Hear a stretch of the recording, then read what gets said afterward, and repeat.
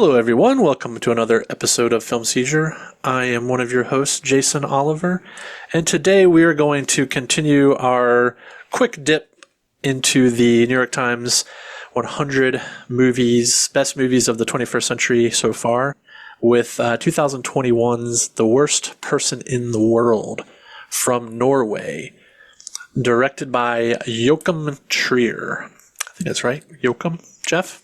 Probably. Yeah, that's probably right. Hey, how's it going? Joachim, maybe. Joachim could be. Are you joking? I'm joking. That's Chuck. Say hello, Chuck. Hello, Chuck.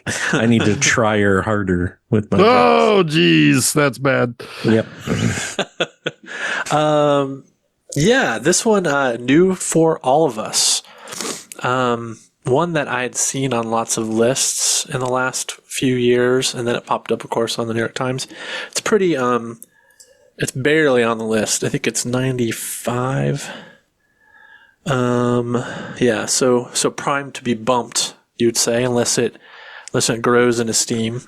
But I think we all quite liked this movie. Am I correct? I fucking loved it. Yeah. Fucking loved it, huh? Loved it. Oh my God. I mean, this is my favorite of the two. Yeah. This is your favorite? I thought it was the worst movie of the two. No, I'm just kidding. Yeah, I liked it a lot too. There's one thing that kept me from giving it 5 stars that I couldn't quite get out of my head the whole time I was watching it. That maybe is part of the point, but I feel it should have been addressed more. That we'll talk about, I think, as we get into this. But yeah, I really, really liked it too. It's one of those rare occasions where I miss a movie, but everybody says it's great. But I just, for some reason, I'm just like, I don't know, that just doesn't sound like something I want to watch. And then I watch it, and I absolutely am blown away. I often avoid these kind of movies too, and usually I'm right. Like if I end up seeing them, I'd never heard of this movie honestly before you mentioned it, but I did quite like it as well. I think I saw trailers. I like it the way I like Past Lives. It gave me some of those feels. Yeah. Yes, because I'm telling you, we're gonna get to it, but for about an hour and a half, I was riding this is a well-written, interesting look at a person who's got a lot of faults, but also you kind of understand some of the faults. For about an hour and a half, I was like, this is a solid 4.5 star movie, I think. If it rides this out, I will be very happy with that. And then the last half hour, I was like, yeah, this shit's 5 stars. Oh, the last act is what makes pretty devastating. Yep. It's what makes this movie, because it's almost like that. What's the movie about? It's also a rom-com, but about halfway through, it takes a turn, and the girl gets taken and abused at a party, and then she gets revenge on everybody. It just came out like 2 years ago. We all watched it. Oh yeah. It reminded me of that. With Carey Mulligan, is that one? Yes, I think so. What the hell is the name of that movie? No, that's not one that I've seen, but it's Promising Young Female. Promising Young Female. It gave me those vibes, because halfway through I'm Promising like, Young Woman. Yeah. Yep. Is this one of those movies I'm just going to be like trailing off at the end, and then it takes a turn that makes it like way more interesting than it was. Not that it wasn't well done up until that point. Sure. Yeah. No, this is a movie that I, for 2 days now, have not been able to stop thinking about. That's interesting. And I don't know if it would have beaten out Everything Everywhere All at Once if I did see it, because I did get trailers for this movie. I remember when it came out. It certainly would have been top 5, maybe top 3 of that year if I had seen it then. Interesting. This is one of those weird movies where I found myself relating to both of our main characters in a lot of ways, but in different ways. Which both? Like the first half both? Yeah, I guess. Our main relationship. Yeah, okay. Our main relationship. Julia and Axel. Axel. Like Axel Foley. Axel, like Yeah. Axel Foley. Right. Axel. And then you have Ivan, like Ivan. Ivan, yeah. Just with Yeah, a D at the end. which he reminded me of a less irritating Norwegian Michael Rappaport. One of the few notes I was able to get out while watching this movie was, I know what this guy looked like when he was 7. Yes. Yeah. Very distinct, like, Well, hey, we kind of know what Yulia looks like from age 18 to about 38 It's true. because Yeah. they showed us. we also know she looks like Dakota Johnson, like, a lot. Oh my God. Oh, my yeah. favorite Big time. blurb on Letterboxd was, I can't wait for the American version starring Dakota Johnson. I mean, I it was makes like, total yes, sense. yeah, absolutely. This is the exact character that Dakota Johnson would play. It really is. I mean, especially if you guys see the material list. Right, I haven't seen that yet, but yeah.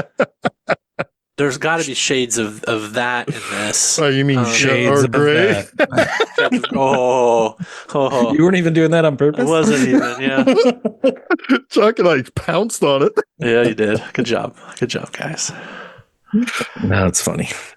Only thing I've seen by Joachim Trier. This is the third part of a trilogy. Jason, what have you done? Is it I need really? yes, the Oslo trilogy. And it's like, wait a minute. Is it one of those thematic trilogies? Yes. Okay.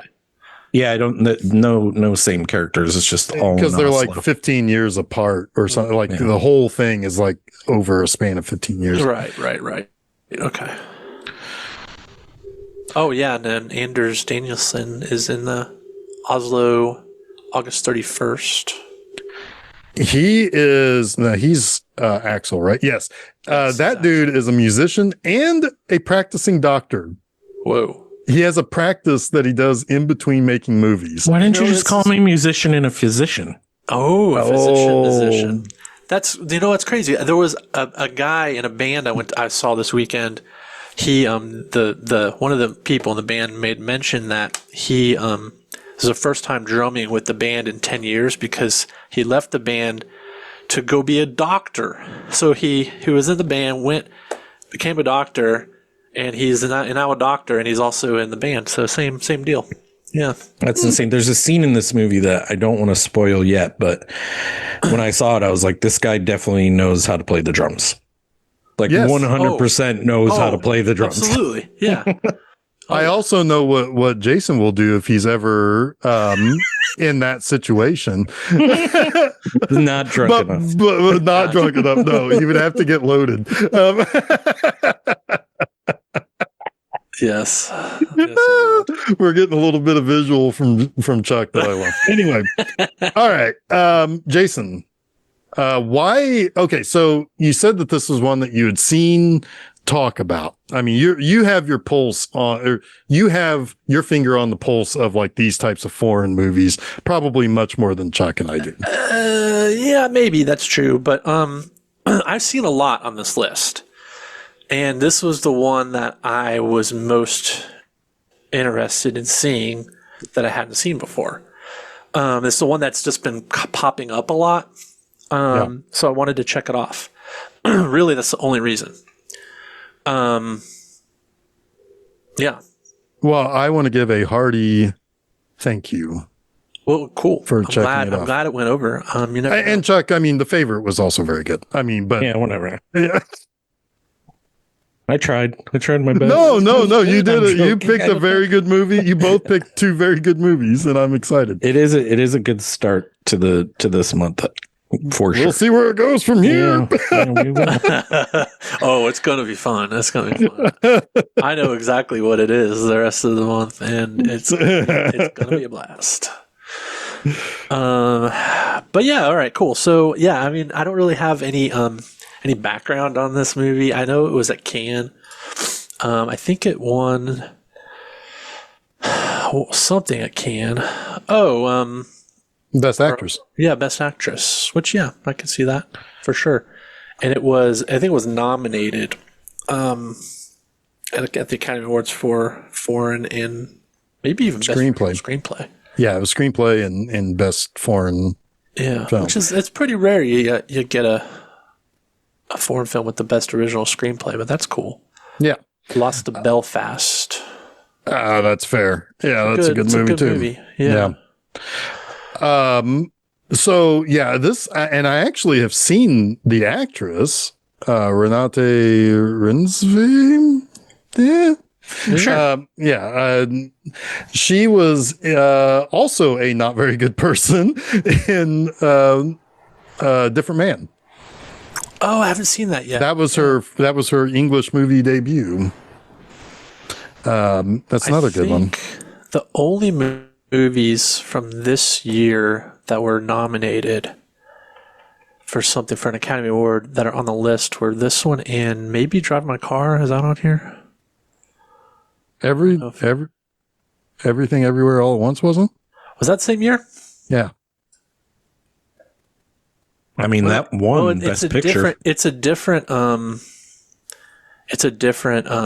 Academy year then, because this was in 2022 Academy Awards. Oh, wait a minute. You know what? Coda won this year. Coda won this year. That's right. Okay. Yeah. All right. I thought for some reason I kept thinking this was the same year as that. This would have certainly made my top 10, if not my top of this year. I don't even see Drive My Car on this list, which is kind of surprising. So this may be the only movie from that year nominated that is on the top 100 list. Fascinating. So yeah, Jason, tell us a little bit about what this is. So all right, it's a story about a woman, about 4 years of a woman's life, with a prologue that covers several years before that, about her. I guess it's a kind of like about her trying to determine what she wants to do with her life. What does she find passion in that she wants to do as a career, and then also the relationships that she embarks upon throughout her life. And it's kind of like it's very a coming of age in a lot of ways. Like it's sort of that old adage of coming of age is a lifelong process, right? But it's interesting to me. I think as it really goes, the worst person in the world. The only person that calls themselves the worst person in the world in this is Ivan. He's the only one that actually calls himself that. But you do get a sense that Julia is a little lost, wayward, makes bad decisions, is hard on herself, but is also a bit flighty at times. But she flat out calls herself flaky. Flaky, yeah, and she runs from things. It's kind of appropriate that the image, the poster image of this is her running. And the very center point of the movie is her running through in a daydream too. Yeah. Yeah. Yes. That's a good scene. And it is at the end of that scene, I believe, for that image is taken.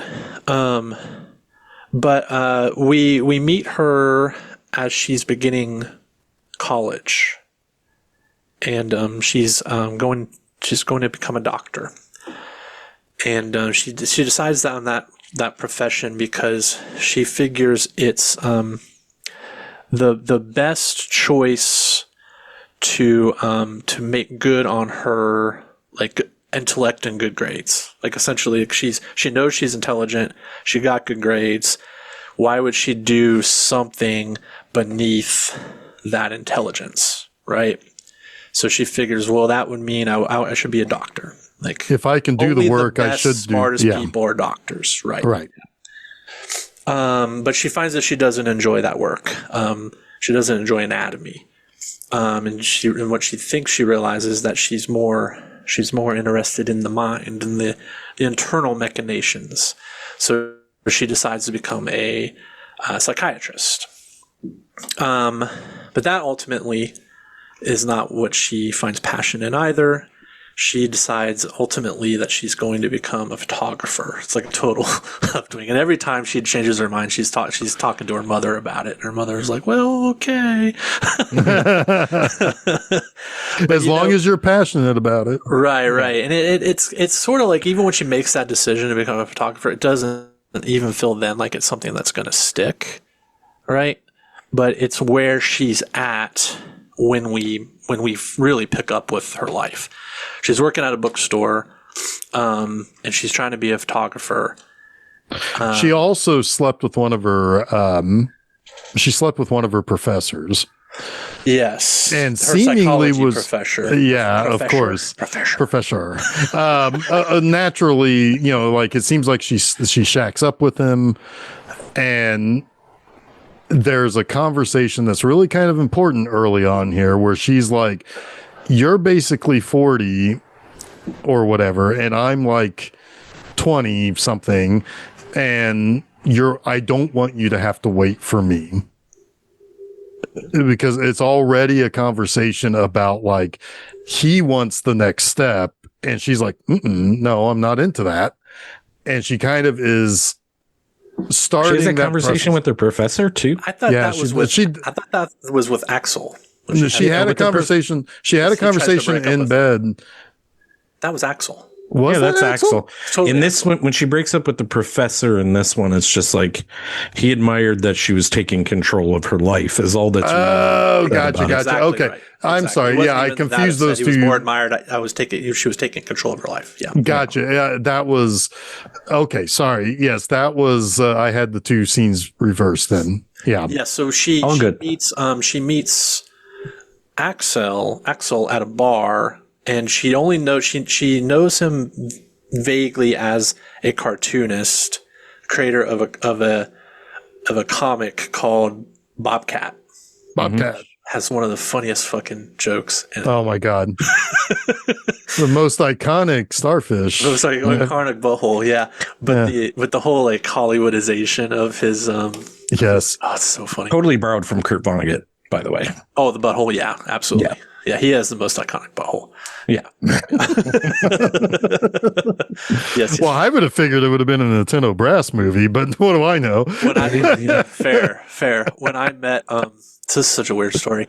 But speaking of buttholes, I went to the Kurt Vonnegut philanthropy night. They have one every year. I think they still do it. It's like a gala for the Kurt Vonnegut Foundation, and the keynote speaker this year was Stephen Inskeep. I don't know if you know who Stephen Inskeep is, but he's an NPR guy. Mm-hmm. I know the name. He's still with NPR. He's been with NPR for a long time. Really good interviewer. And he's from Indianapolis, but he was the keynote speaker. And I wore to this gala, a black suit coat, but with a T-shirt on under it that in Sharpie I did I remember you had that. Yeah. And that's what I wore to this. And he loved it. Stephen Inskeep loved my shirt. Yeah. That's awesome. That is awesome. Anyway, so yes, that's where he has that conversation with Julia. And it is very important. It is exactly what he foretells exactly how their relationship is going to end. But he tries to break up with her, and she leaves, and then she says their internal monologue. Who is doing the internal monologue? Is it her as an older person? That's what I think she wrote the story of her life later in her life. Yeah. Is what it felt like. Yeah, okay. I'll buy that. And she's like telling it in third person or something. Yeah. Yeah. But she says that was the precise moment she fell in love with him, when he broke up with her and for the reason why. So she goes back in and kisses him. They fuck, and they're together for the majority of the movie. The movie is kind of about their relationship from here on in. And that's and then that's the prologue. Like, that's just the prologue. And then the next chapter, chapter 1, because this is told in chapters 2, just like last week, and it's 12 chapters. And an epilogue and a prologue. And an epilogue and a prologue, right. And the first chapter is called The Others, and this is when we meet, or Julia meets Axel's family and friends. Yeah, his brother who has a wife and they have a kid. And then there's like another couple that have kids. It's like it's There's a lot of kids. It's a lot of kids and a lot of couples. The worst room to stay in, and Axel says, "This is because we're childless." And I feel that so fucking hard in my bones, because when Susan and I went on like our family trip to the Outer Banks, we got this like really shitty room, tiny little room with bunk beds, right? Did you call the top bunk? I think I did sleep in the top bunk. I want to say one of us maybe even slept on the floor, or we both slept on the floor because the mattresses sucked. I think we pulled the mattresses down on the floor and we slept on them. But it was like, yep, this is because we're childless. Yeah. The worst room. Yeah.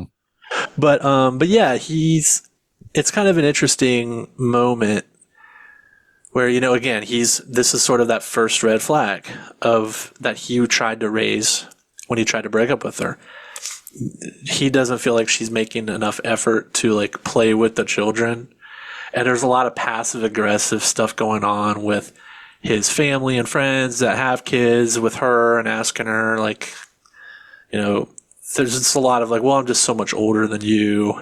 And I don't know. It's being very uncomfortable, Yeah, I mean, one of my notes was, to be fair, it's really hard to be someone without kids surrounded by people up to their tits with kids. Up to their tits with kids. Yeah. I mean, really, it is, because it's like I have had instances where I've had the same look on my face that Julia did when like a little kid was like clinging to her, not wanting to go to bed and screaming, like throwing a tantrum. I feel attacked right now. It was actually not you. It wasn't you.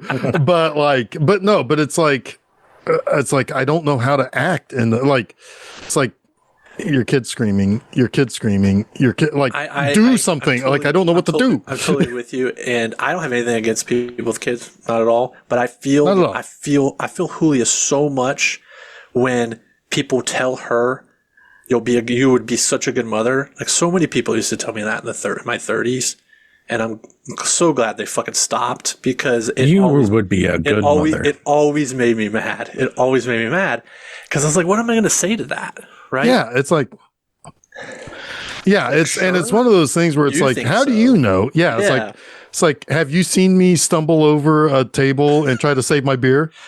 Right. Imagine me holding a child doing that. I mean, I would sacrifice my face probably for the child. So maybe I would. I mean, that's why I always told Jason he'd be a good father, because I saw him sacrifice his face for his bottle of beer. Imagine if that was an infant. Save my kid. Yeah.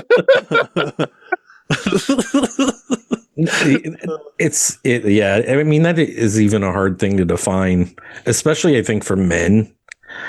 Like telling someone they could be would be a good dad is like kind of hard to ascertain. You can see maternal instincts in women like a lot. I don't know if I've ever recognized that person would be a good dad. A paternal instinct. Yeah, that's a weird thing to like be able to recognize in somebody, I guess, until they're around kids. I don't know. But I kind of feel like I'm a pretty good uncle. And I mean, a totally different thing than being a good dad, though. Sure, but I know I'm a good uncle. And being a good uncle is just, it's important. Sure. Yeah. Yeah. I almost said just as important, but that's not true. That's not true. Yeah, I don't want that kind of responsibility. Anyway, she is like, well, he actually uses this opportunity to grill her about having kids. Yes. And she's deflecting as much as possible. She's doing the right thing here. Like, I'm in the wrong situation to even be talking about having kids because I'm frustrated with the situation we're in. Like, obviously, I'm not going to be level-headed. Shouldn't say those words, but that's what I feel from her argument, right? Like, this is not the right time for this, dude. Yeah. I mean, it's totally like, I mean, it's totally the age difference too, right? I mean, this is somebody who is, talking to somebody who's like 40 while she's in her 20s. Yeah, and he may not even really want kids, but he's feeling the pressure.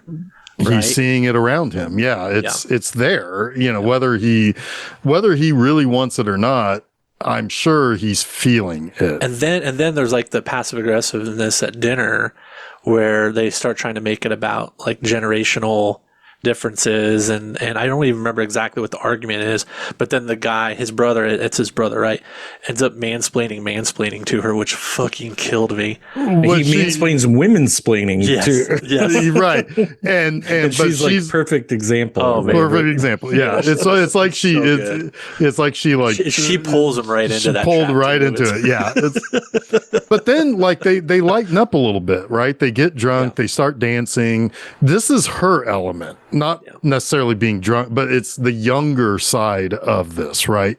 This is where she feels more comfortable. Yeah, because you have the begrudging adult who's probably got bad knees, doesn't want to get up, just wants to go to bed, and some bitchy 20-year-old that. No, I'm joking. She's almost 30. She's almost almost 30, and she's dancing around trying to engage everyone and pull them in. And actually, one of the funniest things in this movie happens here when when the woman finally gets up. Her husband is the husband of her, the brother, or the other guy. Yes. I think so. Yes. Yeah, because he's the one who shows up at the bookstore later. I assume that's his brother. Yes. Yep.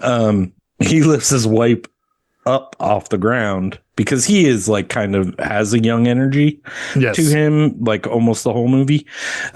He seems younger. He seems younger than Axel in a lot of ways. Yeah. He might be the younger brother. He might be. He might be. Yeah. We don't even know. But he lifts his wife up and puts her head right into the light. It's like the ceiling fan light. Yeah.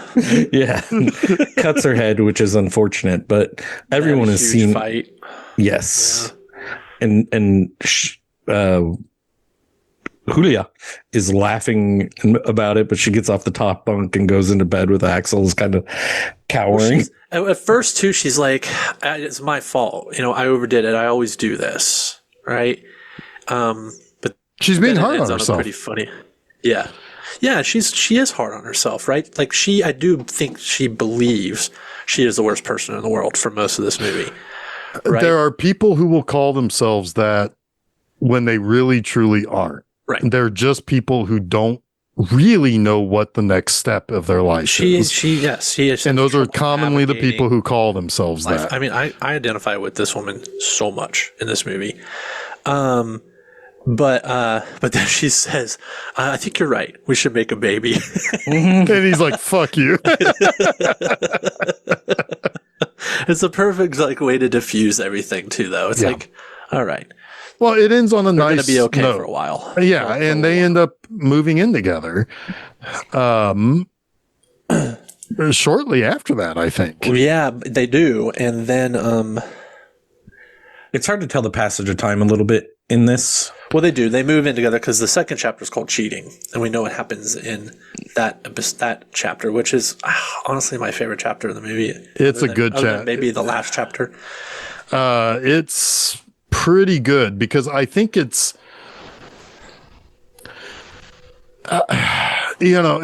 sometimes,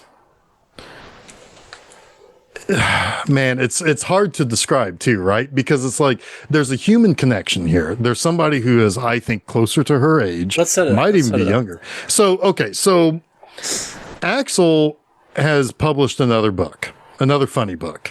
Yes. But this time not with animal buttholes. Right. It's not Bobcat. He's trying to do something more mature, I get the sense of. Yeah. Yeah, and because the Bobcat is kind of derided for, she even calls it like semi-misogynistic.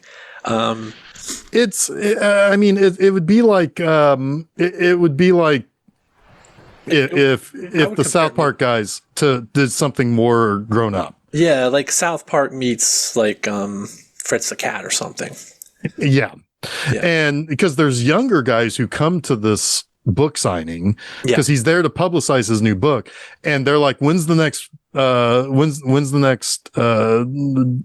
of Bobcat? Because they want all their Bobcat shit signed. Yeah. And he's like, well, I've kind of moved on from, like, he's honest about it. He's The problem is that later, when he's confronted by what he made in the past, That's way later. that's We'll way talk about later. that later. But this is important. That's a good chapter 2. It is good because it does reveal something about the fact that he kind of says things off the cuff, but as honest as he can feel it. Yeah, but let's talk about it. We'll talk about that when we get there. I but think yeah. it bleeds in a lot to the end of the movie as well. Absolutely. So, but like here, he is being honest with these fans. It's like, yeah, I'm not doing that anymore.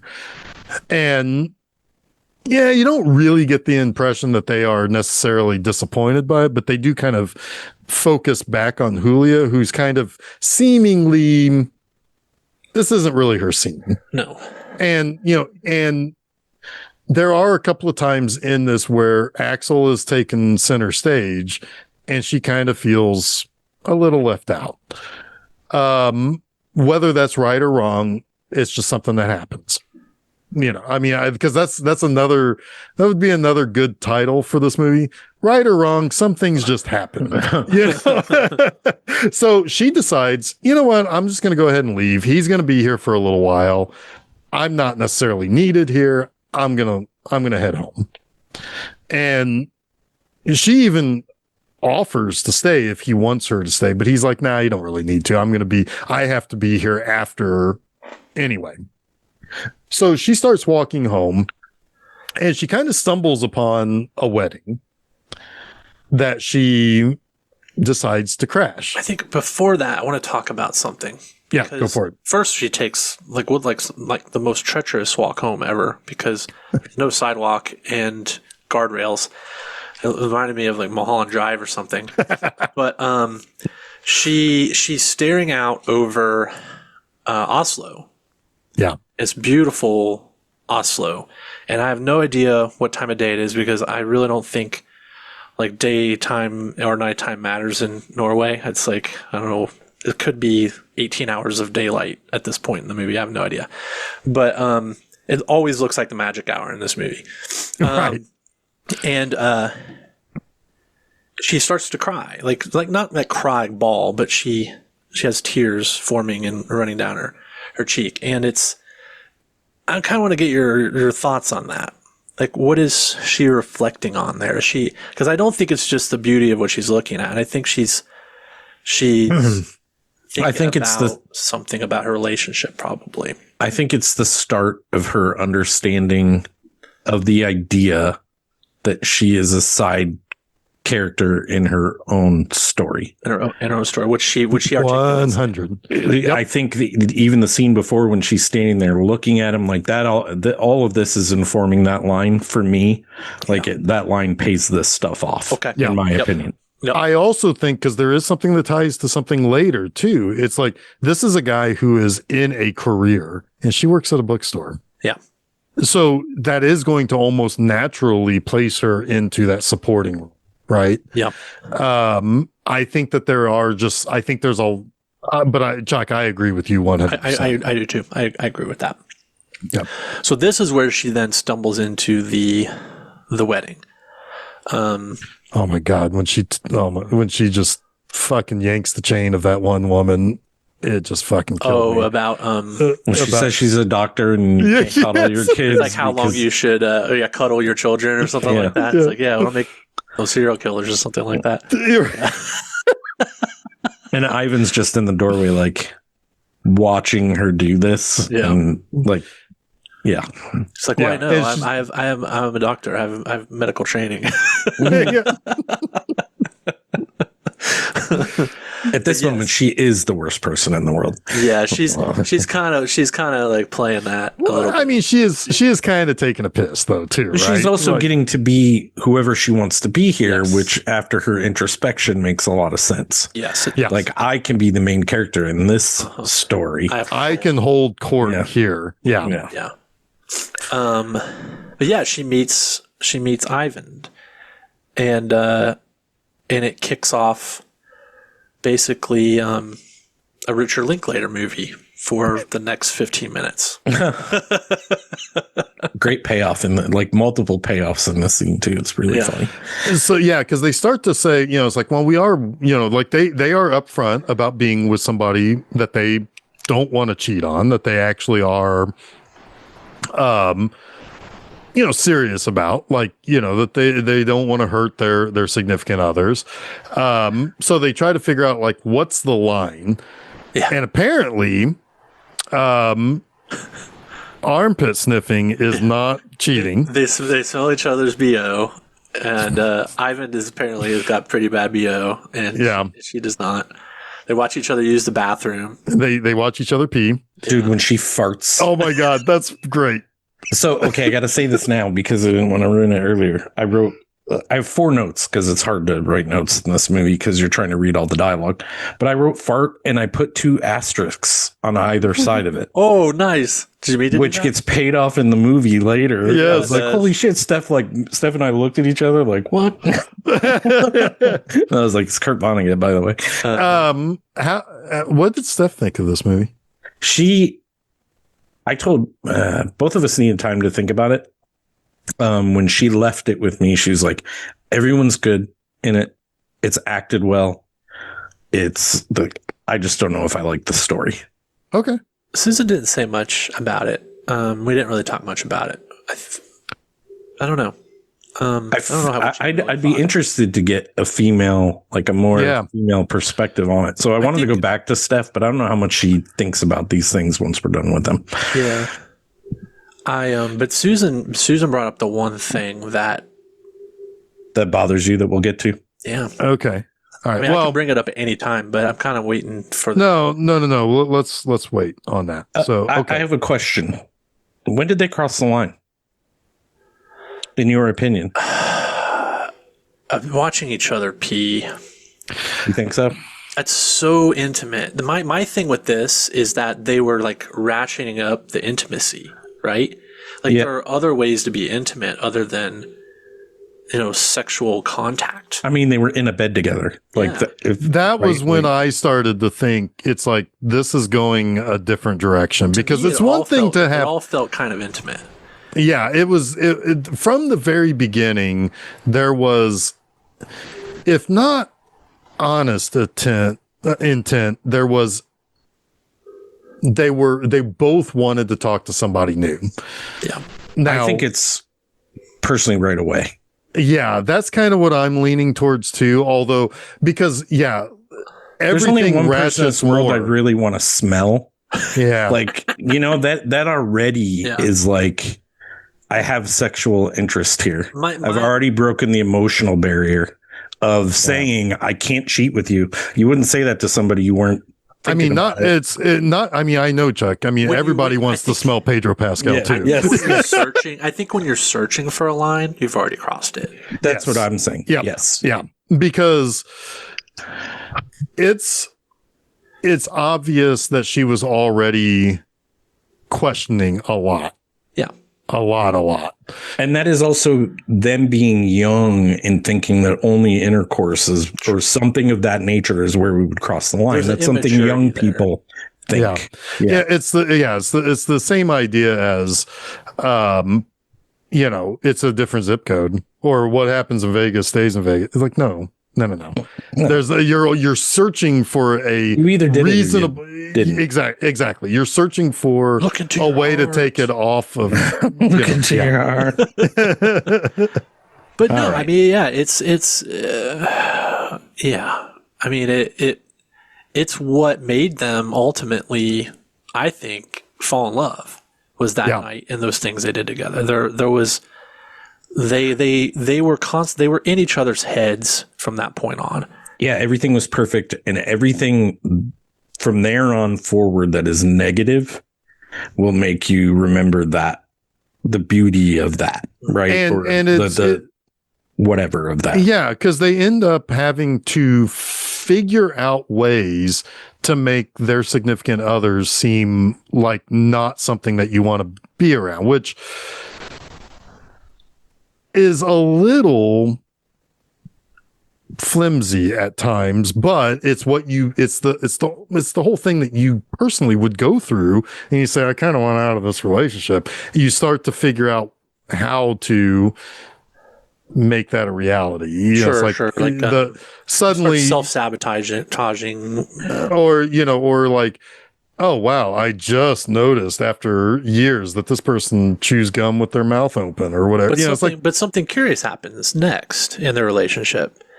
And it's chapter 3. Susan was like, "That's really the name of the chapter." Oral sex in the age of Me Too. Me Too. Me Too. That's right. And she writes because she's also been saying that she's kind of dabbling with writing, right? She hasn't really written anything, but she's been kind of playing around. And she writes a like a short essay, like a treatise or something. Yeah. On essentially like what does it mean to be a feminist, but also to have like rough sex, having your mouth fucked, basically, I think is what she says. Yeah, mouth fucked. It's I mean, this is where Dakota Johnson shows up. Yes, in the American version. I'm in the remake. I've been there. But she hands it to, when she finishes it, and she hands it to Axel. And he really likes it. He says, I don't agree with everything in it, but it's really well written. I think you make a lot of great points. He's encouraging of her. It's like, I think you should do something with this. I think this is a wonderful moment from Axel to where he can say, I don't agree with everything, but still says, you need to put this out there. Yeah. It can open up so many more conversations. Sure. It can open up so much more perspective while he is not totally on board with everything she says. Doesn't matter. He's supporting her. Yeah. 100%. And I think she recognizes that. Yep. This gives the relationship a little bit of new life for a while, because she respects his opinion and she is happy to have his approval, but is also feels like she's done something like worth. She has a little bit of autonomy. Yeah. Feels like it kind of flies in the face of how she says Axel is. Sure. A little bit in their argument later about everything's not about Axel. Right. No. It only is when it's convenient for her, kind of. Yeah. Yep. Yeah. Again, it's the finding the reason to get out. Yeah. And it gets quite a bit of attention, and she's enjoying some of that, and she's starting to feel like maybe she can be an equal contributor, not just in the relationship, but in something that she finds meaning in. Yeah. I also think that there's a very subtle but very important difference between how Axel treats this essay and how Ivan does, or a question that Ivan asks. Oh, 100%. Well, yeah, because what later on. Later. Something that she wrote. Yeah. Yeah. Oh, yeah. And that's a huge, huge, huge thing in the end. There's a lot to unpack with that. There's a lot going on with her at that time. Yeah. Too, when he, Yeah, for sure. Yeah. But this is when they celebrate her 30th birthday party. Yeah, chapter 4, Our Own Family. And they go, they're going over to her mother's, and they're going to celebrate with her mother and her grandmother. They expect her father to show. Her father's been divorced from her mother for a little while. I do have a question. How long are they divorced for? I would expect at least 16 years. That's what I thought too. But then I thought I either heard something or misheard something that it was only like a few years or 2 years or something. And it's like, that can't be, because there's a full teenage ass half sister. Could have had like a totally separate family. Yeah, he could have.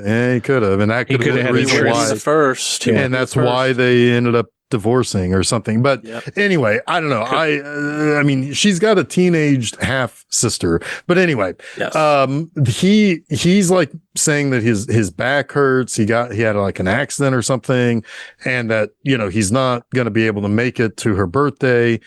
Her mother is like, even says like, well, does he even know how this makes you feel? And she kind of downplays it. Like, it's almost like she's used to it now. Yeah. It's been long enough to where she's used to him not being around for her birthday. She doesn't want to get an argument about him again. But Axel is kind of like, kind of trying to like make it easy for her to make, like, don't, it's like, yeah, you hurt his back. It's, or whatever. I don't think he's necessarily taking his side or trying to I think he's just trying to say, let's just move past it.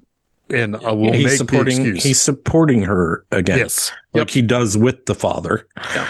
And he brags about her essay to her parents or to her mom and to her grandma. It's like, have you read this? It's really, also it doesn't linger on this, but I think that there's also like, she also realizes that as she's getting older, like she looks at her grandma at one point who looks really confused about something, and where it's like, oh, she's slipping away and someday I'm going to be over there in that same state. Well, all at the same time, she's thinking about the fact that these women had all had like 12 kids by the time they were her age. She's going all the way back to like her great grandmother. Yeah. The life expectancy was 35 Yeah.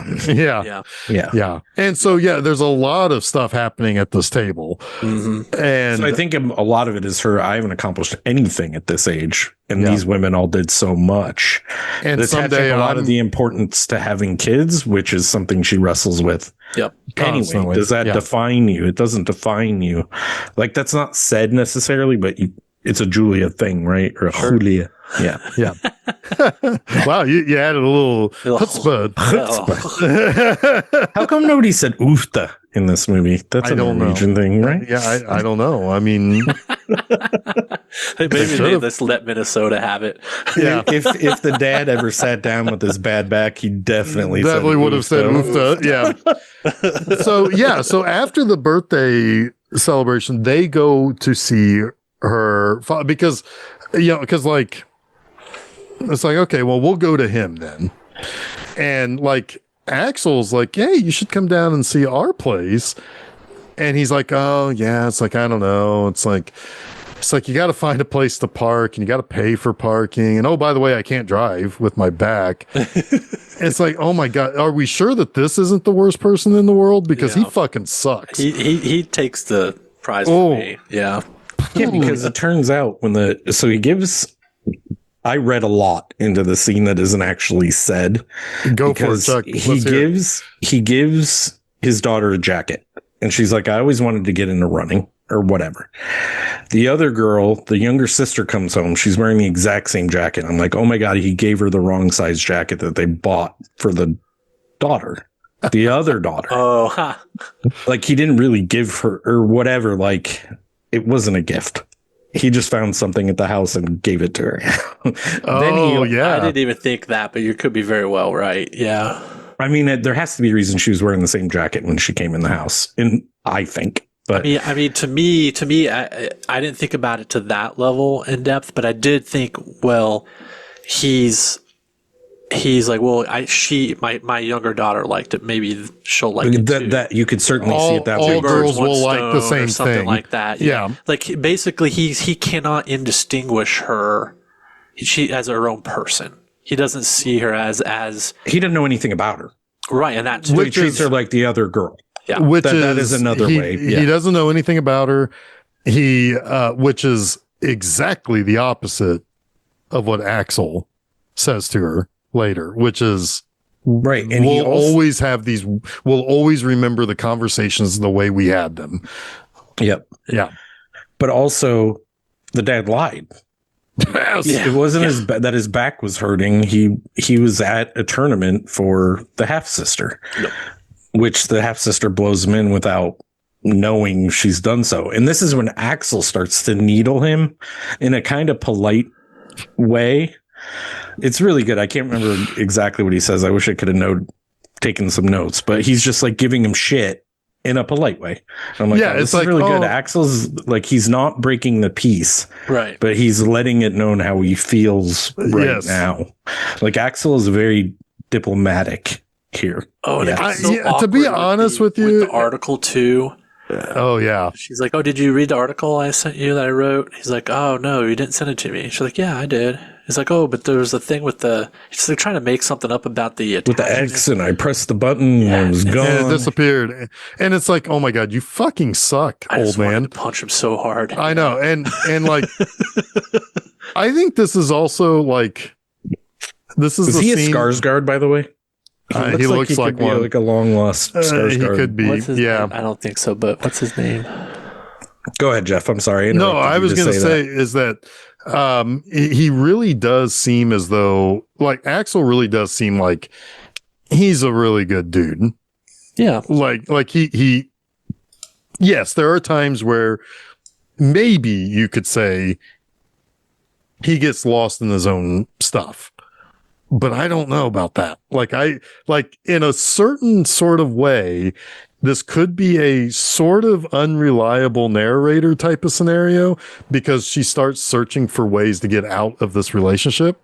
Well, he even admits that he gets lost in his stuff, and I think that But that's not always good enough to get out of a relationship, though. It's not her only. It's not her only reason. Sure, but Anyway, It's not her only reason. I mean, she gives her reasons, and I think they're true. And ultimately, like a lot of what he said from the beginning of the relationship was prophetic. pans out. Yeah, pans out. Yeah. No one's really at fault, but yeah, they found each other at different points in their lives, right? I think Axel kind of acts like someone who's been in a relationship for 10 years and finds value in his own time, which like Steph and I will do that. We'll be in different rooms for hours sometimes. But when you're young and in a relationship, you're oftentimes clingy and want to be around each other all the time and get jealous. Want to be wanted. Yes. So she doesn't have the same, I don't want to say she's immature, but she doesn't have the same relationship maturity that he seems to have. And I don't want to blame her for anything because I think a lot of what she does is probably for her benefit anyway. But yeah. Sure. But like, I do think that, and it does come down to the idea it's like, hey man, you're like 40, like maybe don't, maybe think about like like maybe dating the 20 something is not the best thing for you. Yeah. I mean, it's like a 15-year gap. Yeah. It is. It is a 15-year gap. And it's a 15-year gap. Yeah. Yeah. It's a 15-year gap. Hey, it's a 15-year-old gap. Nope. 15-year gap. But, oops. Well, I mean, we sort of meet her when she was like 18, but then like, yeah, she's like in her 20s. Yeah, it's 15-year gap. She turns 30. Yeah, she was 30 at this point. Yeah. Right. All right. So she, next, I think chapter 5, bad timing. This is when they have some people over for dinner. I don't remember exactly who they are. It's the brother. Is it the brother again? It's the brother and the wife. To start this, I thought it was the bookstore. Was bad timing. Well, but maybe this is the dinner happens first. I think that happens next, the bookstore. Okay, go ahead then. Sorry, I don't remember the scene very well. Or maybe the bookstore is actually even later. She has already seen Ivan by the time she gets by the time they get to the dinner, because she says, because she sees Ivan, it brings back all of the stuff from that night. Oh yeah. And she's like, can't look away from, like, has to try, like, she wants to be seen by him. And there's a woman asking for a book called Green Yoga, which is, by the way, a real book. It was actually published though before whatever she said it was, but she's looking for a book, and but she keeps looking at Ivan, and like even the woman like kind of notices, but like, whatever, and she's like, and then they leave, or she leaves and says, oh, maybe we'll try another bookstore or whatever, and Ivan kind of makes a little gesture, recognize like, hey, how's it going? And then he comes back in and says that he told her that he left his sunglasses inside. How do you do that at a bookstore? Kind of a red flag if she was paying attention, but she's too busy worried about the environment and stuff. But Yeah, she's very worried. but again, that's another story that you tell that you're making the excuse that you're finding excuses to leave somebody, right?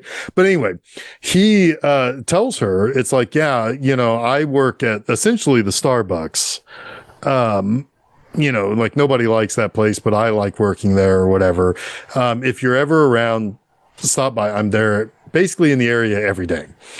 And also, I haven't stopped thinking about you since that night that we met. To which she kind of admits, like, yeah, I think about you a lot or all the time too. So the seed now has been planted. Yes. Then they go to dinner, and he shows them the mock-up of the butthole is for Bobcat movie. And it's so hilarious. It's like that, like very sanitized animation. I mean, they might be poking fun at cats, taking away there's no buttholes in cats. It could be. Anyway, but but he's like mad. It's been cut back from what would be like an R-rated material to, I think he's worried it's going to be like PG-13. It's like he says it's not even mine anymore. Yeah, it's not even mine anymore. Yeah. Which, to be fair, it's like, dude, you did kind of sign this away for somebody else to make the movie. It's like, it's going to happen. Had better control. Yeah. Right. But the next morning, it kind of feels like the start of their normal routine, right? And she comes in the kitchen. He's pouring coffee, and everything freezes. She turns on the light and it freezes. Yeah. She flips the magic light switch. She does. And at first, this annoyed me the way that was shot because it was like so clearly. It was so clearly like him standing still with a fake, shaking. Shaking with like the coffee. It was clearly a prop. The way it was, in mid pour, it was like that's kind of lame. But then, it becomes a pretty beautiful scene of her, like she goes to find him, right? Is that? She runs to the coffee shop. Yeah. And because he's not frozen and he's serving somebody their coffee. She runs the whole way there and everything around her is frozen. Yeah. Yeah.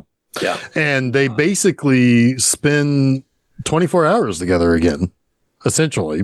Yeah, this is where I wrote, my God, they really are living a Linklater trilogy, aren't they? Yeah. Yeah, because they basically sit at a park bench and watch the sunrise. Or I guess rise. And then she's like, yeah, I got to go. And it's they don't even talk the whole time, right? It's all silent. Yeah. It's all silent. Yeah. There's like one word spoken, I think. One. But never mind. It doesn't matter. Yeah. I mean, they may say like hi to each other or something. She is clearly, so I wondered about this. Obviously, this didn't happen. Right. Yeah. Right. It's all a daydream. Yep. Has she been with him? No. In the meantime, is that a way of showing that she did spend time with him? That's certainly up for interpretation. It's I mean, it's up for. I get the impression that it's no, because just her imagining what time with him would be like. I kind of I think she just kind of is because I want to circle back around to that at the end of the movie. Okay. For something else. But no, I think she's just picturing the grass is greener on that side. It's funny that you say picture because this reminded me of a photograph in a way at the end because everything, like this whole thing is like a photograph, but she's moving with it in it. Yeah. And it's like a theme for her. Like it's the thing that's not in her life right now. But yeah, go ahead. No, that's a good point. So basically she returns back to back to where she started, flips the switch again, and it all goes back into motion. And she's like, yeah, we got to talk. And he's like, yeah, sure. Yeah, whatever. And it's like, yeah, I went out, basically. And this leads to, instead of like, this kind of is juxtaposed to her wonderful, perfect day, turns into a whole day of talking this through and like trying to figure out, it's like, what's your plan? What are you going to do? Why are you wanting to, are you sure you want to leave? I don't think that this is, what is right for both of us or whatever. It's the nightmare version of an entire day after you just had the daydream of the perfect day. They go through almost like the 12 stages of grief in a relationship in this conversation. Yeah. But you can tell it is an entire day of this. Yeah. And I cannot think of a worse way to spend seriously, like put shards of glass in my eyes. Breaking up's hard, man. Like Scott Pilgrim said, it's hard. But they do have sex after they break up again. Sorry, go ahead, Jason. Yeah. No, yeah, they do. That was the maybe the negotiating or acceptance stage. Yeah. I mean, it's the sexy negotiation stage. But he does. He makes the point is, I think you're going to look back on this one day and realize you made a mistake, right? I don't care if he says it now or if he says it later or both times. But nobody laughs like we do. Nobody talks like we do. And I've been in a lot of relationships, and trust me, what we have is not normal. It's special. Yeah. It's like he does a good job of being convincing, and you can tell that that's what he feels, right? Yeah. Yeah.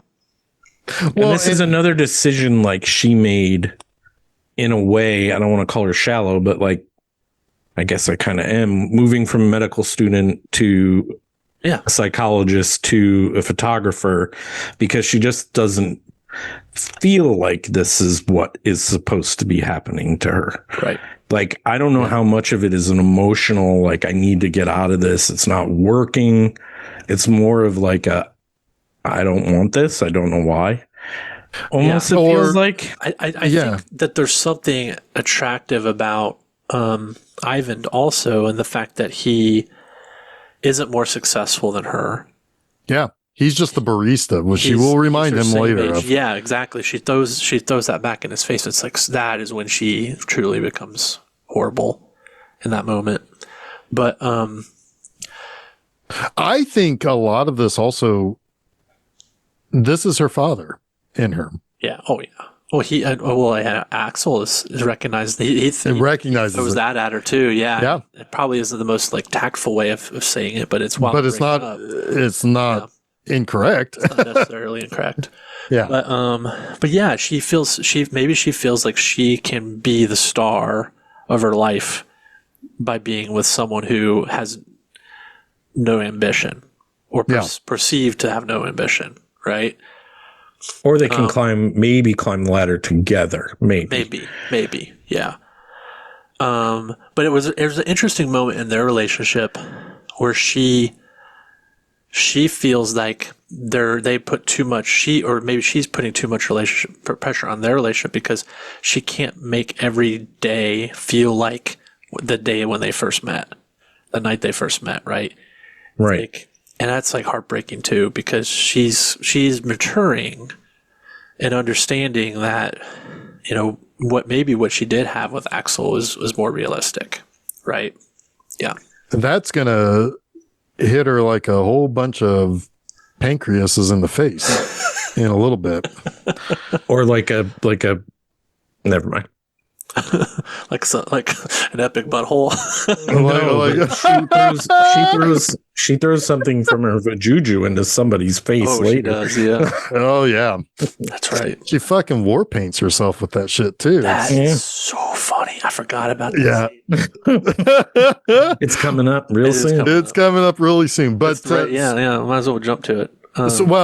No, not yet, because we have to get Ivan free of his situation. His story of his relationship is so funny.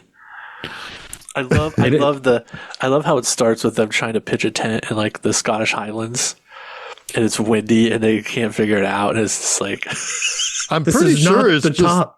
Yeah, I'm also pretty sure that it wasn't Scotland, because that shit is just in Norway too. Oh, that's probably true. It was the Finnmark Highlands is what the chapter. So yeah, that's probably in Norway. but I was funny because I was like, oh, I would have probably trouble with this patent too. And Susan's like, I got it. It's like I would. Yeah, you're the one who famously said that if you ever wanted a house built by an asshole, go get one of the Habitat for Humanity houses that you helped build. Yeah, this is true. This is true. Yeah. But I was like, yeah. She was like, all you need to do is just get out of my way. It's like, all right, fair enough. You know what? Yeah, 100%. Oh man. By the way, speaking of Susan, everybody go check out the review that she wrote for Hot Spring Shark Attack. It's good stuff. She needs to do more of those. Agree. Maybe I'll have. Look at us being our collective axles. Maybe I'll have her. Yeah. Maybe I'll have her. Sometimes it takes the fun out of it to have to write about it. But if she's up for it, maybe then when that Severin box set comes, she'll want to do some Italian. That would be fun. Reviews. Yeah. Okay. Yeah. So Ivan's girlfriend. She has like a spiritual moment with a moose or a reindeer. It's a reindeer. It's a reindeer. Yeah, with her from the Scottish Highlands. I said it was a reindeer as well. So Susan thought it was a moose. Yeah, reindeer. No, it is a reindeer. The first thing I thought of was moose because of how big it is, but then I remembered, oh yeah, fucking reindeer are gigantic too. Mm-hmm. Yeah. Yeah. And then she has this like existential crisis of the environment and how she's got to save it in every way possible. And also what her own background is, like what her own race is. Yes, that's right. She goes down like this whole.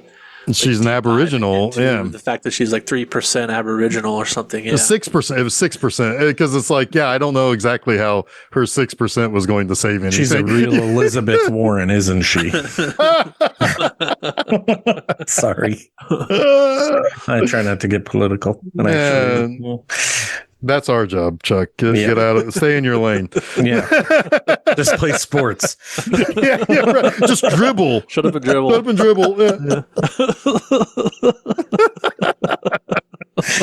Yeah. But yes, it does change her whole trajectory of her life, and she becomes very conscious of everything. And Ivan is like, he's along for the ride. Yeah. He's supportive. Yeah. Yeah. He's supportive. And he actually takes on like some of the funnier moments. He remembers the things that she's conditioned him on in their relationship, like about avocados and whatever. It takes enough water to whatever he says. They're Mexicans who are dying from thirst because of how much water avocados take. Yeah. So funny. It is funny. But, yeah, because also there's a big thing about the big thing is he was sorting the recyclables. That's all the breaking point. Yeah, that's all part of it. Put on my business socks. It's about to be business sexy, time, but it's very important.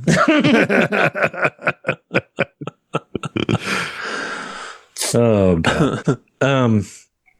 So they do kind of have like I don't even know what you call it. It's not really a montage, but it feels like the Naked Gun scene where they go they go through all their happy moments in one day. Yeah. You know? Yeah. I don't know how to explain it, but their relationship takes off pretty well to start. Right? Yeah. They're having fun, they're doing fun things, they're in love until what it comes down to is they feel young again. Yeah, sure. That's a big thing. When you turn 30, you miss your 20s pretty bad. And then when you're 40, it's like, I don't want to be a 20-year-old idiot anymore. You know, I wish my body ever. My body can't. My body wants to feel like 20, but yeah, it's like I don't. I was like in agony after standing for 3 days of post-fest. I was just like, my back was destroyed. Is that Post Malone's convention? No, he has a post-e-fest. This is not that. Okay. This is a bunch of. I didn't even know that he had a thing that was called something similar. I know. Shit. I've run into that before. Because of like Googling, but no, it's totally different. That's like accidentally going to dicks.com. But now you can, and it's good. It's the right one now. It's a good redirect. That's good. Yeah. But now, no, this is where they have so they're hanging out at their apartment with his friends, and it's a hint for the thing that bugs me about this movie. And one of them finds mushrooms, so a box of mushrooms, magic mushrooms that he had, she just goes and puts one in her mouth. She's like, "Fuck it, going for it." But then they all decide to split it up and eat it. And every single time you do psychedelics with people, there's always someone who's like, "Man, I'm not feeling it. I'm not feeling shit." And then I'm going home. Yeah, and then they get walloped over the head. Like literally wall up. Yeah. He's all up on that wall. Mm-hmm. But the same thing happens to her, and he's like, Ivan's like, "All right, it's gonna be okay. You got to drink water. It's the most important thing." He comes in a little too hard with the water, though. I think he's starting to get it too. Me too. Because I've only ever done mushrooms with Susan once, and it was probably not something I'd want to do again. And it's kind of like hard to Sherpa and enjoy yourself. You know what I mean? Okay. Yeah. But anyway, whatever happens, man, she goes deep into some sort of level of consciousness that like goes primal. Yeah. Well, yeah, because Bobcat shows up and his little butthole flies off. This is what cracks me up about this too. It's so like it's very true to life in the sense that it starts out with like a lot of symbolism and things that she may be finding meaning in, and then it completely goes off the rails. Yeah, then she takes out her female business thingy and throws it at someone's face, war paints her cheeks with her blood, and then wakes up the next morning, basically. But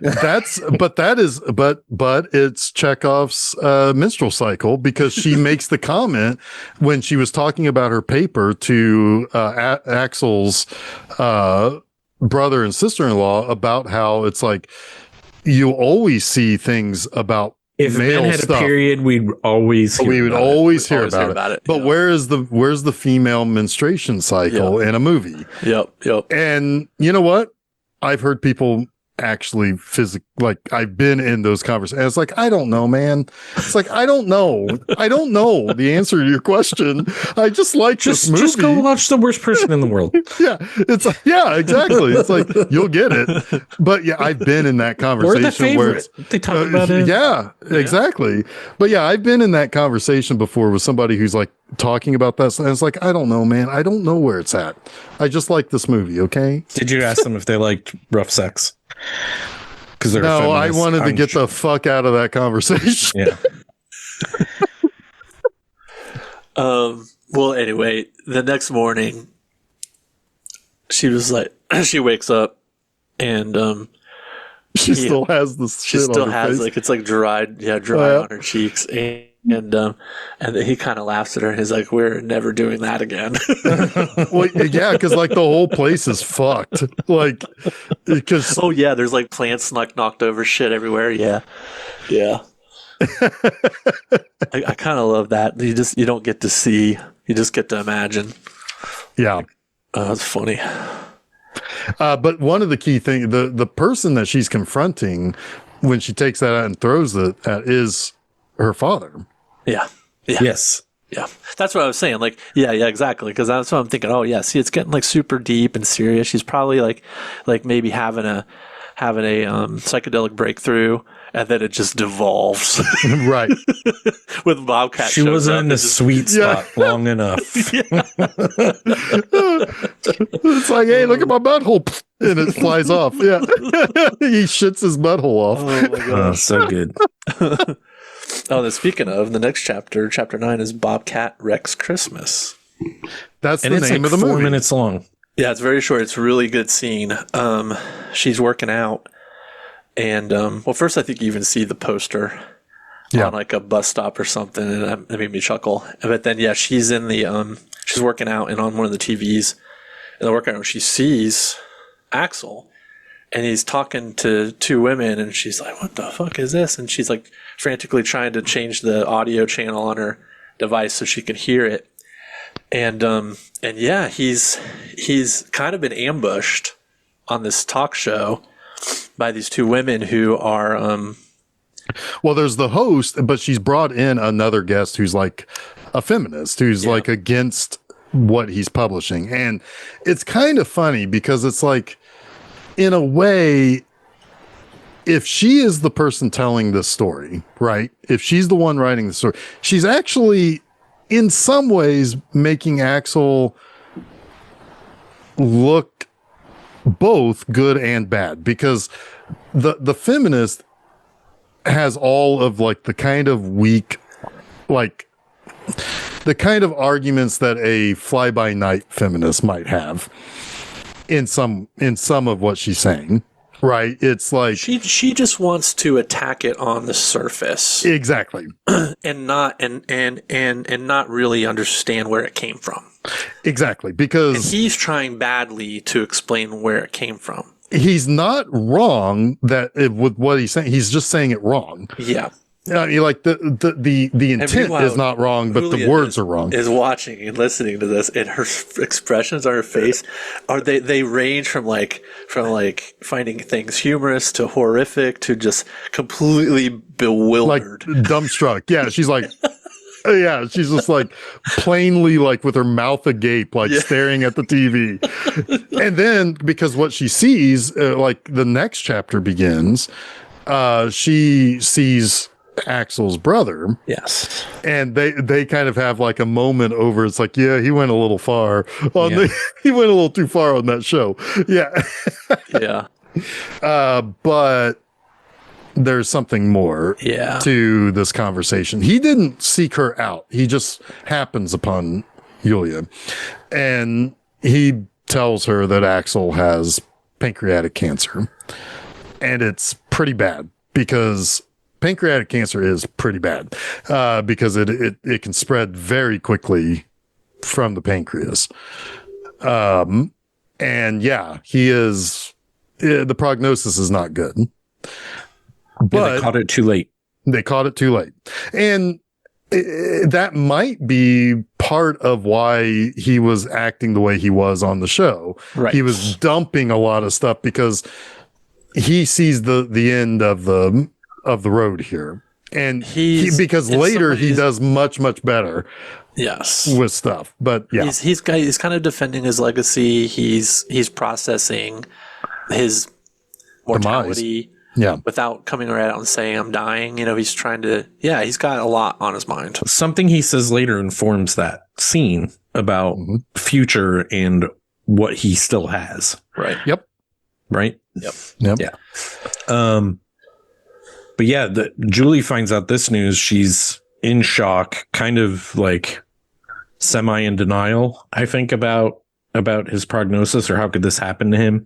And immediately finds out, well, I don't know if it's immediate. There's the scene the scene with the manuscript first. When Ivan finds the manuscript. Yeah. Is that after? As before. It's when she's on her way home. It's when she's on her way home from learning the news. Yeah. Okay. Because she's still processing everything when he tells her, it's like, I found your essay. It's really good. And she kind of perks up for a moment. She's like, oh, you read it? It's like, yeah, it's really good. And he says, is it, basically he asks if it's autobiographical. And he says it changes. It was good to read about you. Yeah. Yeah. And then that she was like, well, it's not about me. Yeah. And she gets defensive. She gets very defensive, and she's like, oh, so all of a sudden you're into literature. I've never seen you read. You read. Yeah. And he's like, he's kind of taken aback by it. It's like he doesn't know where this is coming from. Mm-hmm. And this is when she kind of throws it in his face. That's like, well, yeah, all you are is a barista. Yeah. It's like you're not doing anything. Yeah. And he tells her that was an incredibly hurtful thing to say. Yeah. Yeah. And it is. And it's her defense mechanism that's, again, it's like there's a lot more that you could look into why she has this defense mechanism or why she's also majorly hormonal right now because of what we next find out. That's very true. Yep. Yeah. So she's out on a run and she has to pull over and puke up against the tree. We've all been there. We've all seen, we've either been the puker or we've seen a pukey up against a building or a tree. I see a girl puking a trash can at nearly every basketball game I go to. Yeah, I bet you do. I'm serious. Yeah, it's crazy. Putting it all out there. Oh, okay. Anyway, but for her, it's an obvious sign, right, that she might be pregnant. Yep, because that's something that's always been on her. It's always been weighing on her about this stuff, right? So it makes sense that she would jump to that possibility. Right, and it's when she let her guard down about the whole subject. She hadn't been thinking about it. She hadn't been talked to about it. She hadn't been badgered by Axel about it. Yeah. So her guard was probably literally and emotionally down about it. Or not emotion, you know what I mean? Yeah. Mentally, yeah. And her test is positive. She decides to hide it from Ivan. She's not ready to tell him about it yet. I think there's fairness in that, depending on how long she hid it from him. Sure. Her body and her, all that stuff, like she needed to think about it first. Yeah. But what she did decide to do is very telling about her. And I don't know if I love it. She went to Axel with it. Yeah. Well, I mean, partly I feel like there's a part of her that was already probably going to see Axel at some point. But maybe. Yeah. Well, I think she doesn't come. It's not like she leads with that either. Right. It comes out fairly naturally, and towards the end of the conversation, when she says, and the way she says it, she's looking for encouragement. She's probably looking for someone to convince her to keep it, right? And she went to hear very specific words. He's the only person, yes, who's told her that she would be a good mother, and she wants to hear those words again. Yeah. Yep. Yeah. But no, they reconnect. I mean, he's going to have a surgery the next morning. So he's basically staying the night at the hospital. When she finds him, he's drumming. Oh, so good. Yeah, he's very good at drumming. She kind of startles him, because of course he can't hear her come in, but there's a pleasant reunion here. And they basically spend several hours together. She doesn't do anything quickly. She spends hours with people all the time. But yeah, he's basically they're just talking through things and like kind of remembering their life and remembering their life together rather, and they're just talking about where things are now. Because he asked her, it's like, oh, did you, what about your dad? Do you talk to him anymore? And she's like, nah, I've kind of cut him off. And he says, good. Yeah. Like he encourages that. And I think he's right too. He knew what that guy did to her, and how much of a fucking dirtbag he is. So yeah, I mean, like there's a lot of nice, it's a very sweet and nice moment for them to reunite. Yep. It is. And he starts to kind of reflect on his mortality and what his life adds up to, right? Yeah. And talking about how, the things, this is, I'm sure that probably all three of us could relate a lot to. Oh, you have no idea. His monologue here about growing up in an analog world and collecting things and trying to find meaning in that and what it. Well, this is that stuff comes later, like when after he's had his cert, and it's like not good. It's all kind Is of a it? blur. It's all kind of a because blur it's here, when because he she does go home and tell Ivan in between the good time and the bad time that she's pregnant and she needs time to think about it, and he says it's okay.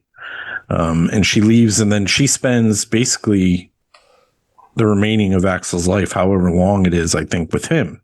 Yeah. Like kind of cataloging his life, learning that stuff that you were just talking about his analog world. He still said, go ahead. No, go ahead. No, I was just saying because he also says something about how all he has are memories now. Mm-hmm. And she's kind of and like, he kind of feels like there's not really going to be somebody who's going to remember him. And she's kind of taking those pictures, like you said, cataloging that life so that there's something more to it than these books about this Bobcat character. He also says like the most, like, I couldn't imagine this moment when they're across from each other at the table. I think this is like before they take the pictures. And he's like, "You are the love of my life." Yeah. Yeah. Like, and I'm not going to be future. All I can look back on is my past. Yep. And I am not going to be your most important relationship. But you are mine. Yep. And that's devastating. Yeah. I was quite misty eyed watching this part of the movie. Yep. Yeah. Because I think we're all at an age where, we are roughly what his age was. Yeah. Yeah, we are. And so, to kind of think about those things in that terms or in those terms, and you think about like, it's like, hey, if we're all lucky, we'll have, maybe 35, 40 more of these years.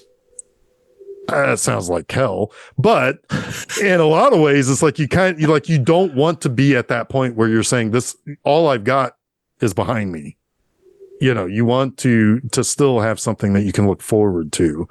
And we can all identify with that to a certain extent, right? Because like I said, if we got 35 or 40 years, that's still fewer than what we've already lived. And that's, it gets you into a mindset that is, it's heartbreaking, and it's something that though we need to be prepared to think about too at times. So since it's a topic in this movie, this is why, like, not why, but it makes me glad I have children, because that declining part of my life, I will have something, you know what I mean? Like I'm not trying to make like no.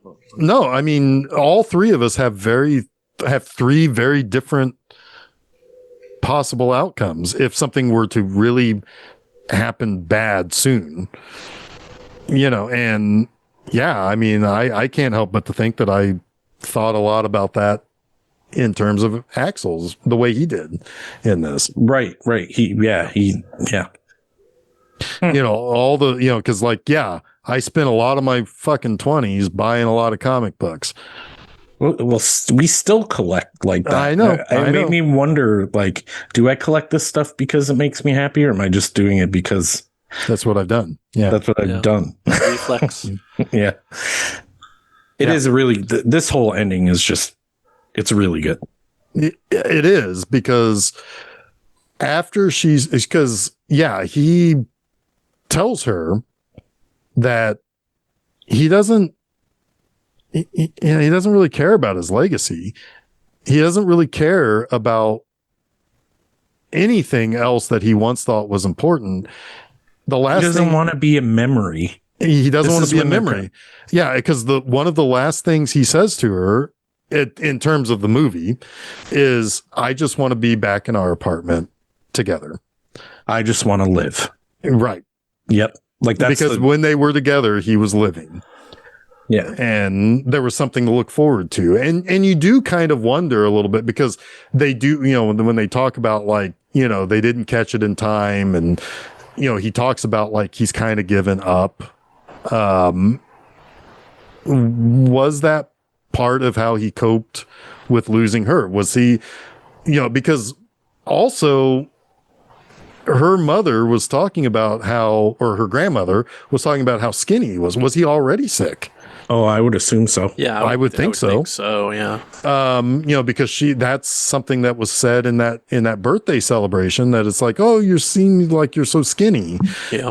And but at least he had a reason to live at that point in time. I wonder if his reaction in his sadness of losing her was, it got worse, because of that. Or maybe she would have noticed it if she was still around. Or yeah, maybe.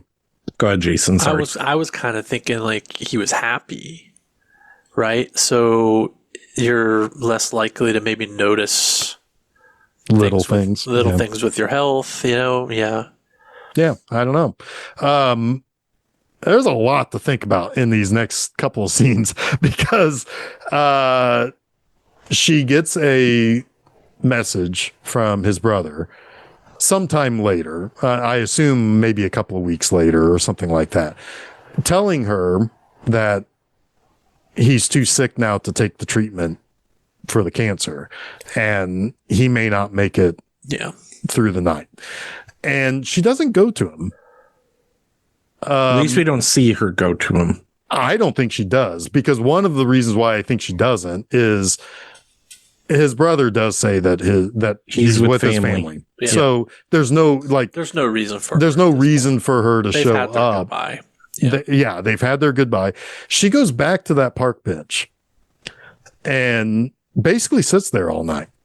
And I think, this is my own headcanon here, I think she had another daydream of what it would have been with him instead of her leaving him for sure and following Ivan. And she kind of comes to terms with that in a very similar way that she pictured the whole thing of going to Ivan. She kind of, that was her goodbye to him. And that scene ends with the sun coming up, which I also thought was his passing. Yeah, sure. Yeah. But no, I mean, it's was that, did she go to the park bench before or after she has the miscarriage? It was before, because she goes home to take a shower. And she has a miscarriage. Now, I had a question here for you guys on this, because she has a certain reaction to this. It's kind of a smirk. What was your guys' thought of that? If I could go first, I just think it was about her choice. She never chose to get pregnant, and she never chose to end it. Yeah. And her whole thing about being pregnant was that she wanted to want it. Someday she might want it. It's like it was taken care of in a way for her. Where she didn't have to do it. Made for her, and I think there's a little bit of relief in there too. I landed on relief in a non spiteful or not necessarily a positive way, but not a negative way. Like, God, I'm glad that fucking kid's gone. And that, because I think she was leaning the other way. Yeah. Personally. And I think she may have ended up trapped in a life that she would resent. Wasn't so sure about. And because I don't think pretty soon. Right. Well, I don't think that she thought that Ivan was a forever thing anyway. And he didn't want kids. And he didn't want kids. And I also kind of, one other way I kind of thought about that smirk was that it's almost kind of ironic that here she was kind of maybe at the stage of like, this is my opportunity to kind of slow things down, but now it's, in a way, it's similar to what you were saying. It's kind of taken from her, and well, that's the way it goes sometimes. I don't know. I don't want to get too inside her head, because this movie is called The Worst Person in the World, and I think there's kind of a reason for that. But I also think a part of her was like, if I was ever going to have a kid, it should have been with Axel, and he's gone now. Yeah, maybe. But I don't know. Maybe. I mean, certainly I do think, though, because we get to an epilogue where she's working on a movie and she's taking still photographs of the actors and scenes and whatnot. And she seems a little older. It doesn't really say how long it's been, but she seems a little older, a little bit more mature. At least 9 months. Oh, at least 9 months. Yeah. I mean, I would certainly say at least a few years is what I'm thinking. But she takes pictures of the actress after she does a scene, and she kind of looks out the window as the actress is leaving and notices that the actress is now with Ivan and they have a baby. But she doesn't, she kind of has like a little smile, and she goes home and she just does her work. And I feel like she's either gotten to a place where she is either okay with being on her own. Yeah. Or she just isn't worried about that sort of stuff anymore. I mean, the right thing will come when the right thing comes. I kind of wanted to go back to the beginning, and because she did explain a reason for why she chose each profession in the beginning. Do any of you recall why she said she wanted to be a photographer? She felt like she was always a visual person, I think is what she said. Okay. That's it. Yeah. She's just a visual person. Yeah. That was it. Yeah. Yeah. I wish there was something more profound there, but they were all pretty shallow reasons. Right. But she found one that stuck. Yeah. I had the same takeaway, Jeff. I think that she's matured enough to the point where she doesn't need to be in a relationship to be happy or be defined by one, and she's comfortable enough with herself and her self-confidence that she can be her own person and finally be the star of her own life. And she is at least a little successful. And successful enough for herself. She seems like she's got a pretty nice place. Yeah. I mean, you don't end up taking, or pictures of actors on a movie set if you weren't in at least a somewhere decent place, I would think. Yeah. Yeah. And, she's not flaking out on this, or anything like, so it's like she's taking something seriously. Right. Jason, you had a bookmark. She has no friends. She doesn't. What's that about? I think that's actually explained early. In what way? So in the prologue, she talked about like how smart she was, right? Mm-hmm. And she talked about like her drive and ambition in those earlier, the reason why she wanted to be a doctor. Right. She seems like she's always kind of separating herself from people, particularly from other women. When she goes into, is it in the psychology or is it into the photography? I think it's psychology, where I think they even make the statement that she didn't really, like, everybody else seemed to be in a different place than her. Well, she made fun of them. She said they all were, had varying degrees of, eating disorders and something else. I can't remember what. Yeah. I think she just is one of those women that just don't have girlfriends. I know, but it's odd to not have any friends. Why would you? I think it's just something that you would expect to be addressed in a relationship, in a movie about relationships. Yeah, that's all. And it kind of like that's fair. Weird. It was just weird to me that it was never addressed in any meaningful way when the movie is literally about her connecting to people, right? And what that means to her. Well, I think that's part of why, like, I'm not making excuses for it, but the fact that she says she felt like she was the side character in her own movie, like, that's part of it. She has trouble forming relationships that are her own. Right. Yeah. She self-isolates, I guess. But I know. I agree with all of that. I think it's to character ultimately.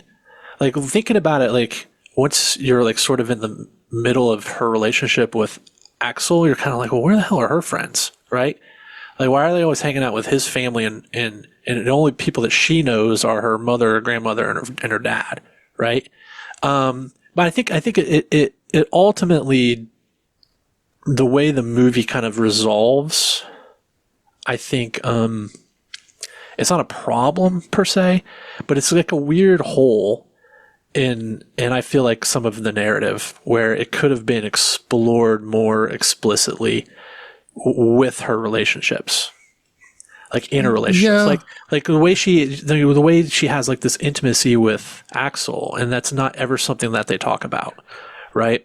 Yeah. I mean, I think also maybe there is, because she does kind of throw herself into relationships to the point where like she starts a relationship and very shortly afterwards she's living with them.